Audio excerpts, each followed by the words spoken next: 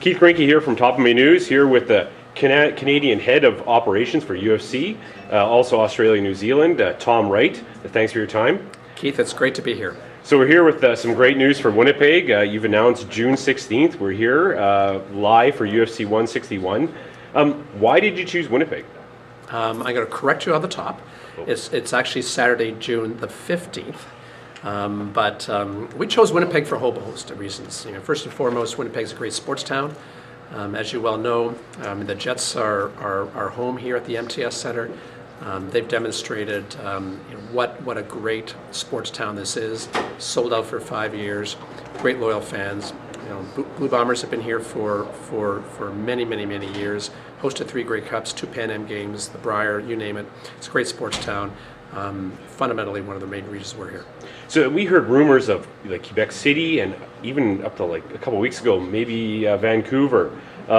What happened in those situations? Was this kind of a next choice after? No. All those cities have always been in the mix. We've looked at Quebec City, we've looked at Halifax, we've looked at Ottawa. Calgary, we have a commitment to go back to that town. We have a commitment to go back to Vancouver. It just was a nice, logical next step in our commitment to bringing mixed martial arts and our sport and our athletes across the country. So you announced today one fight on the card.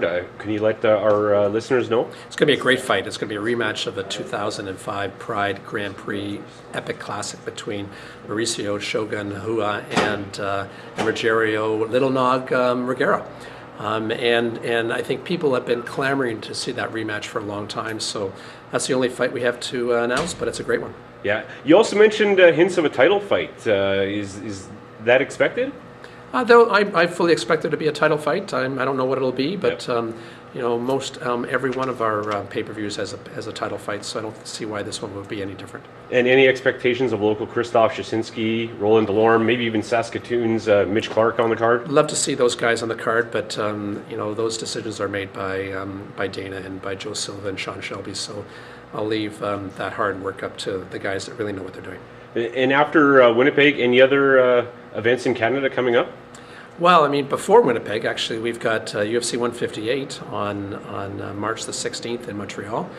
That's going to be a fabulous event. It's a bit of a welterweight tournament going on there, but Georges St. Pierre is going to defend his welterweight championship against Nick Diaz, and that's going to be a great fight at the Bell Center.